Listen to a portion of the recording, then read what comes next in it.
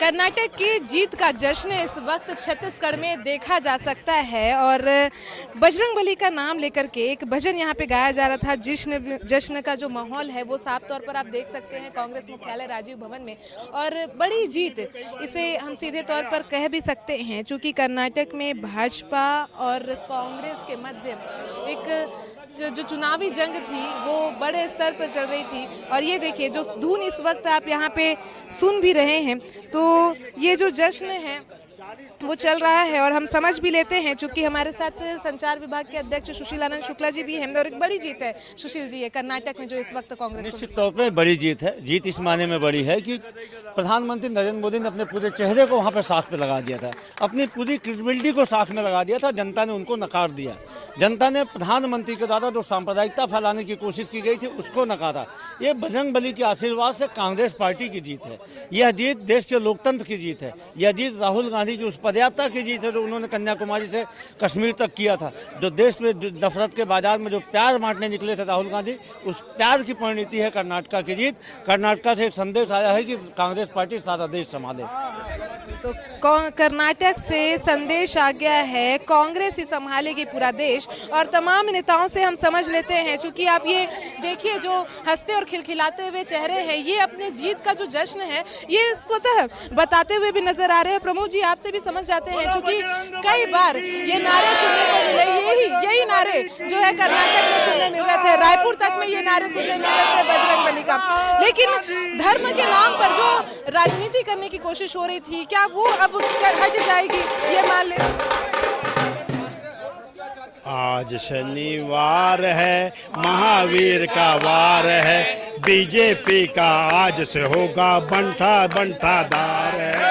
आज शनिवार है, राहुल जी का वार है, बीजेपी का आज से देखो होगा बंटादार है। आज शनिवार है, महावीर का वार है, बीजेपी का देखो बंटादार है। तो सीधे तौर पर कहें बजरंगबली ने अपना गदा चला दिया उस क्षेत्र में।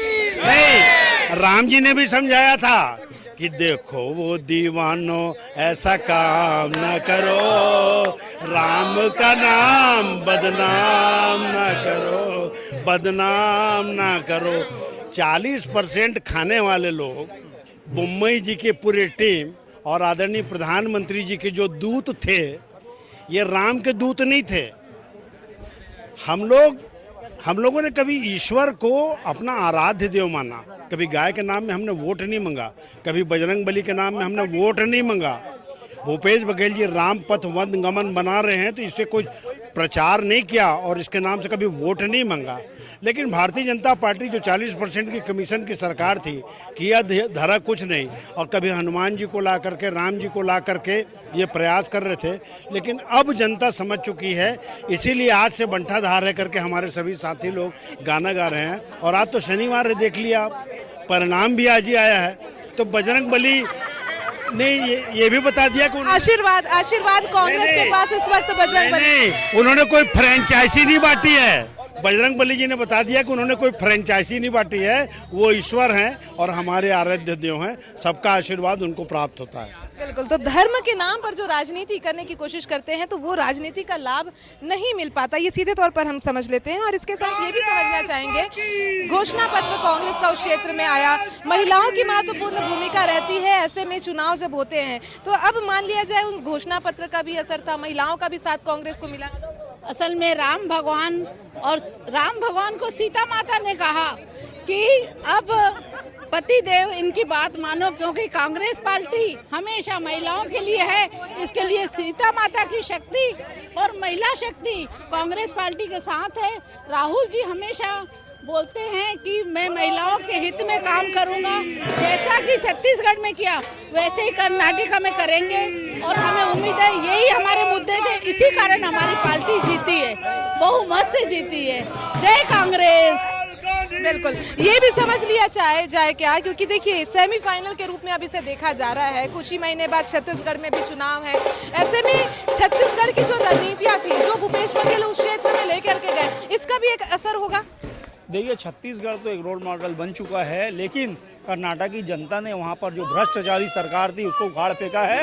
और ये जो भगवान राम का नाम ले, बजरंगबली का नाम ले, शंकर जी का नाम ले, भगवान कभी भी दुराचारी, भ्रष्टाचारी और अन्यायी लोगों के साथ कभी नहीं रहते। उन्हें जनता को कर्नाटक की चुनाव जीती, कर्नाटक की जनता को बहुत बधाई हो।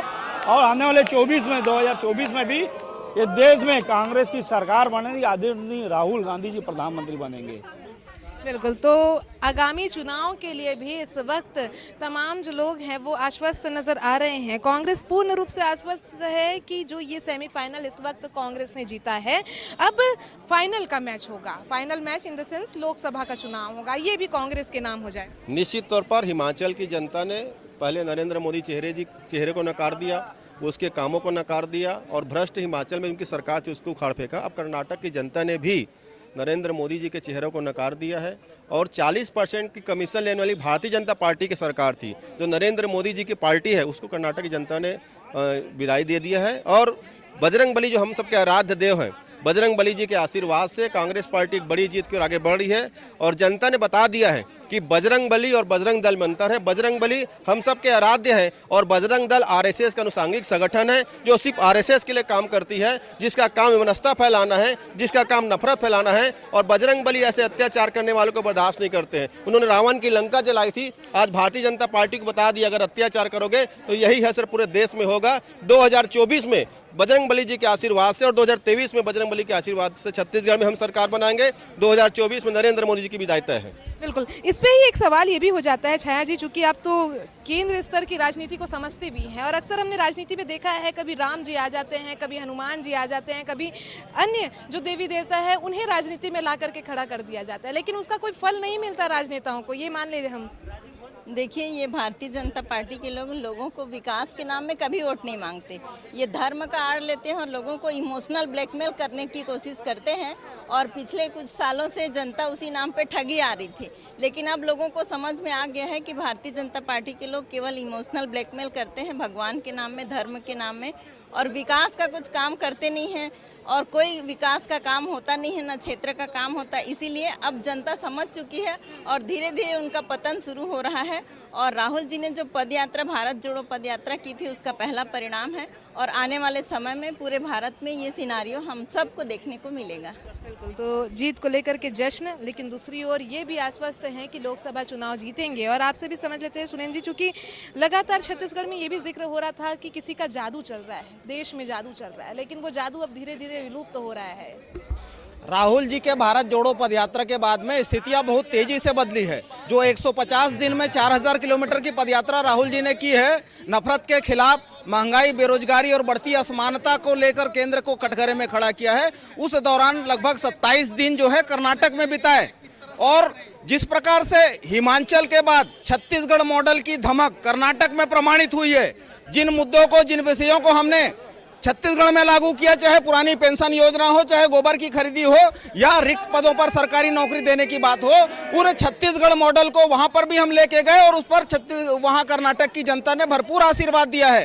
तो समय आ गया है मोदी सरकार की विदाई का, नफरत की राजनीति का अंत का, सांप्रदायिकरण करके जिस प्रकार से यह भ्रष्टाचार को संरक्षण देते रहे, मोदी शाह के संरक्षण में 40% कमीशन की सरकार चलती थी, उसको कर्नाटक की जनता ने उखाड़ फेंका है। और आने वाले 2023 में विधानसभा चुनाव में छत्तीसगढ़ में फिर से कांग्रेस की बड़ी जीत होगी और 24 में मोदी सरकार की विदाई तय है। बिल्कुल, ऐसा ही एक घोषणा पत्र, चूंकि अभी कर्नाटक को लेकर के जिक्र हो रहा है, कर्नाटक में घोषणा पत्र का जादू चल गया। अब छत्तीसगढ़ की भी बारी है, कर्नाटक जीत लिए, हिमालय हमने जीत लिया, लेकिन अब बारी है छत्तीसगढ़ की, मध्य स्थान की। मध्य स्थान के लिए कुछ खास जादू रहेगा। आज जो छत्तीसगढ़ में जो माननीय भूपेश बघेल ने जितना काम किया है, पूरे हिंदुस्तान का, पूरे अंतर्राष्ट्रीय में काम हुआ है। जैसे कर्नाटक की जीत हुई है, जो करते हैं, एक मिसाल है छत्तीसगढ़ का, वो उन्होंने लेके वहाँ प्रेजेंटेशन किया माननीय भूपेश बघेल साहब ने कर्नाटका में। तो 100% हम फिर से जीत रहे हैं और छत्तीसगढ़ और मध्य प्रदेश सब जीत का जो जश्न है वो यहाँ देखा जा सकता है। ढोल लगाने के साथ पटाखे जला करके जीत का जश्न कांग्रेस भवन में मनाया जा रहा है। आपने सुना भी तमाम नेताओं को कि कैसे छत्तीसगढ़ की नहीं बल्कि